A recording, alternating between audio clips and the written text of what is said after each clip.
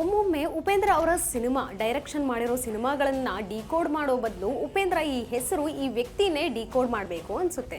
ಅಷ್ಟರ ಮಟ್ಟಿಗೆ ಆಲೋಚನಾ ಶಕ್ತಿ ಇರಬಹುದು, ಅವರ ಪ್ರಿಡಿಕ್ಷನ್ ಇರಬಹುದು, ಎಲ್ಲವೂ ಎಲ್ಲರಿಗೂ ಕನೆಕ್ಟ್ ಆಗೋ ರೀತಿ ಅವರು ಸಿನಿಮಾಗಳನ್ನ ಮಾಡ್ತಾರೆ. ಸದ್ಯಕ್ಕೆ ಉಪೇಂದ್ರ ಅವರ ಸಿನಿಮಾಗಳು ಯಾಕೆ ಹಿಟ್ ಆಗ್ತವೆ? ಎಲ್ಲೋ ಬೆರಳಿಕೆಯಷ್ಟು ಮಾತ್ರ ಕೆಲವ್ರ ಜನಕ್ಕೆ ಅರ್ಥ ಆಗೋದಿಲ್ಲ ಅಂತ ಹೇಳ್ಬಹುದು. ಆದರೆ ಮೋಸ್ಟ್ ಆಫ್ ಆಲ್ ನಾವು ತರ್ಲೆ ನನ್ನ ಮಗ ಸಿನಿಮಾದಿಂದ ಅವರು ಈಗ ಡೈರೆಕ್ಷನ್ ಮಾಡ್ತಿರುವಂಥ UI ಸಿನಿಮಾವರೆಗೂ ಒಟ್ಟು 8 ಸಿನಿಮಾಗಳನ್ನು ನಾವು ನೋಡೋದಾದರೆ ಎಲ್ಲವೂ ಹಿಟ್ ಸಿನಿಮಾಗಳೇ, ಒಂದು ರೀತಿ ವಿಭಿನ್ನ ಕಾನ್ಸೆಪ್ಟ್ ಇರುವಂತಹ ಸಿನಿಮಾಗಳೇ, ಜೊತೆಗೆ ಫ್ಯೂಚರ್ನ ಪ್ರಿಡಿಕ್ಟ್ ಮಾಡುವಂಥ ಸಿನಿಮಾಗಳನ್ನೇ ಅವರು ಜನರಿಗೆ ಕೊಡುವಂಥದ್ದು. ಸದ್ಯಕ್ಕೆ ತರ್ಲೆ ನನ್ನ ಮಗ ಸಿನಿಮಾ ಜಗ್ಗೇಶ್ ಅವರಿಗೆ ಜೀವನದಲ್ಲೇ ಒಂದು ಬ್ರೇಕ್ ಕೊಟ್ಟಂತಹ ಸಿನಿಮಾ. ಅವ್ರ ಜೀವನ ಇರಬಹುದು ಅಥವಾ ಕಲಾವಿದರ ಜೀವನ ಇರಬಹುದು.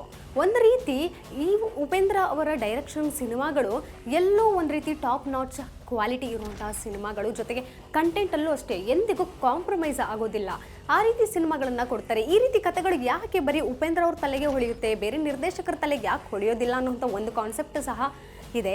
ಜೊತೆಗೆ ಉಪೇಂದ್ರ ಅವರ ತಲೆಯಲ್ಲಿ ಏನು ಓಡ್ತಾ ಇರುತ್ತೆ, ಪ್ರತಿ ಸಿನಿಮಾ ಒಂದು ಕಾನ್ಸೆಪ್ಟ್ ಇರ್ಬೋದು, ಈ ಸೀನಿಂದ ನೆಕ್ಸ್ಟ್ ಸೀನಿಗೆ ಹೇಗೆ ಲಿಂಕ್ ಆಗುತ್ತೆ, ಅಥವಾ ಒಂದು ಸಿನಿಮಾ ಮಾಡ್ತಾರೆ ಇನ್ನೊಂದು ಸಿನಿಮಾಗೆ ಅದನ್ನು ಲಿಂಕ್ ಕೊಡ್ತಾರೆ, ಅದು ಒಂದು 10 ವರ್ಷ ಗ್ಯಾಪ್ ಕೊಟ್ಟ ನಂತರ ಆ ಸಿನಿಮಾಗೆ ಲಿಂಕ್ ಕೊಡ್ತಾರೆ. ಸೊ ಅವ್ರ ತಲೆ ಯಾವ ರೀತಿ ಇರಬಹುದು, ಐನ್ಸ್ಟೈನ್ಗಿಂತ ಏನಾದರೂ ಬ್ರಿಲಿಯಂಟ್ ಅನ್ನೋ ರೀತಿ ಪ್ರೇಕ್ಷಕರು ಒಂದು ಕಡೆ ಚರ್ಚೆ ಮಾಡ್ತಿರ್ತಾರೆ. ಈಗಷ್ಟೇ ರಿಲೀಸ್ ಆಗಿರುವಂತಹ UI ಗ್ಲಿಮ್ಸ್ನ ನೋಡೋದಾದರೆ ಪ್ರೇಕ್ಷಕರು ಸಹ ಇದು ವಾರ್ನಿಂಗ್ ಕೊಡ್ತಿರೋದು ಉಪೇಂದ್ರ ಅವರು ಅಂತ ಹೇಳಿದ್ರು. ಸದ್ಯಕ್ಕೆ ಇವರ ಬುದ್ಧಿವಂತಿಗೆ ಒಂದು ಪ್ರಶ್ನೆ ಏನಂತ ಹೇಳಿದ್ರೆ, ಸಿನಿಮಾ ರಿಲೀಸ್ ಆಯಿತು, ಸಿನಿಮಾ 1 ವಾರ ಥಿಯೇಟರಲ್ಲಿ ಓಡಲೇ ಇಲ್ಲ.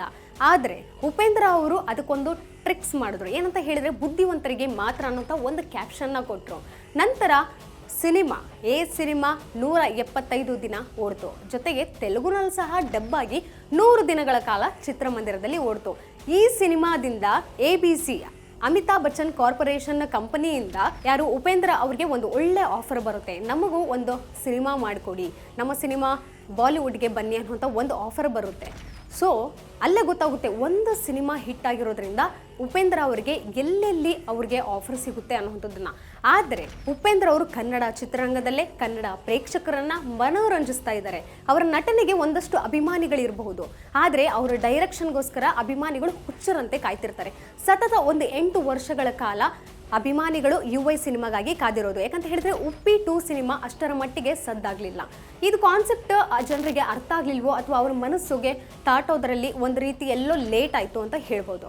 ಆದರೆ ಈ UI ಸಿನಿಮಾ ಅಂತೂ ಖಂಡಿತವಾಗ್ಲೂ ಪ್ರೇಕ್ಷಕರಿಗೆ ನಾಟುತ್ತೆ. ಯಾಕಂತ ಹೇಳಿದರೆ ಕಾನ್ಸೆಪ್ಟ್ ಅವರು ಕೊಟ್ಟಿರೋಂಥ ಒಂದು 6 ಕಾನ್ಸೆಪ್ಟ್ ಏನಿದೆ ಅದು ಕ್ಲಾರಿಟಿಯಾಗಿ ತೋರಿಸ್ತಾ ಇರುವಂಥದ್ದು. ಜೊತೆಗೆ ಅವರ ಹಿಂದೆ ಮಾಡಿರುವಂಥ ಸೂಪರ್ ಸಿನಿಮಾ, ಮೇಯ್ನಾಗಿ ಸೂಪರ್ ಸಿನಿಮಾ 2030 ಪ್ರಿಡಿಕ್ಟ್ ಮಾಡಿದರು. ನಮ್ಮ ನೇಷನ್ ಭಾರತ ಯಾವ ರೀತಿ ಮುಂದೆ ಒಂದು ಪ್ರಜಾಪ್ರಭುತ್ವ ಆಗುತ್ತೆ ಅನ್ನೋಂಥದ್ದನ್ನು ಹೇಳಿದರು. ಆ ಸಿನಿಮಾ ನಂತರ ಪ್ರಜಾಕೀಯ ಅನ್ನೋಂಥ ಒಂದು ಇವರೇ ಪಕ್ಷವನ್ನು ಹುಟ್ಟು ಹಾಕ್ಕೊಂಡ್ರು. ಯಾವುದೇ ರೀತಿ ಪ್ರಚಾರ ಬೇಡ, ಆದರೆ ಪ್ರಜಾಕೀಯ ಪಕ್ಷ ಮಾಡ್ತೀನಿ ಅಂತ ಹೇಳಿದರು. ಆದರೆ ಈಗ 2040ರಲ್ಲಿ ಏನಾಗುತ್ತೆ ಅನ್ನೋಂಥದ್ದನ್ನು UI ಮೂಲಕ ಹೇಳೋಕ್ಕೆ ಹೊರಟಿದ್ದಾರೆ. ಸದ್ಯಕ್ಕೆ ಫ್ಯೂಚರ್ ಪ್ರಿಡಿಕ್ಟರ್ ವಾಸ್ತವವನ್ನು ಹೇಳ್ತಿದ್ದಾರೆ. ಈ ಎಲ್ಲ ಅವರ ಸಿನಿಮಾಗಳಲ್ಲೂ ದಿ ಬೆಸ್ಟ್ ಸಿನಿಮಾ ಯಾವುದು ಅನ್ನುವಂಥದ್ದನ್ನು ನಿಜಕ್ಕೂ ಪ್ರಶ್ನೆ ಮಾಡೋಕ್ಕಾಗಲ್ಲ. ಯಾಕಂತ ಹೇಳಿದ್ರೆ ಅದು ಒಂದು ರೀತಿ ಚಾಲೆಂಜಿಂಗ್ ಟಾಸ್ಕ್ ಅನ್ಬೋದು, ಆಲೋಚನಾ ಶಕ್ತಿ ಇರ್ಬೋದು, ಅವರ ಡೈರೆಕ್ಷನ್ ಅನ್ನುವಂಥ ಒಂದು ಸಿನಿಮಾ ಇರಬಹುದು, ಎಲ್ಲವೂ ವಿಭಿನ್ನ. ಒಟ್ಟಾರೆ ಉಪೇಂದ್ರ ಅಂದರೆ ಕ್ಯೂರಿಯಾಸಿಟಿ, ಇಂಟ್ರೆಸ್ಟಿಂಗ್ ಫ್ಯಾಕ್ಟು, ಇಂಟ್ರೆಸ್ಟಿಂಗ್ ಮನುಷ್ಯ ಅಂತಲೇ ಹೇಳ್ಬೋದು. UI ಸಿನಿಮಾ ಬಗ್ಗೆ ನಿಮ್ಮ ನಿರೀಕ್ಷೆ ಏನಿದೆ ಅನ್ನುವಂಥದ್ದನ್ನು ಕಾಮೆಂಟ್ ಸೆಕ್ಷನಲ್ಲಿ ತಿಳಿಸಿ.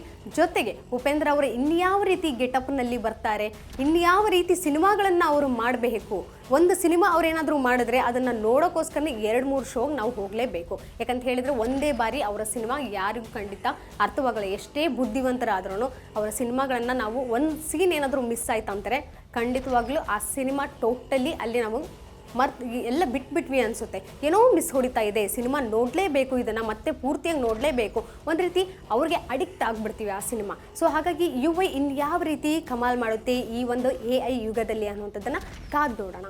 ನೋಡ್ತಾ ಇರಿ ಸಮಯ ನ್ಯೂಸ್, ಸದಾ ನಿಮ್ಮೊಂದಿಗೆ. ಚಾನಲ್ನ ಸಬ್ಸ್ಕ್ರೈಬ್ ಮಾಡಿ.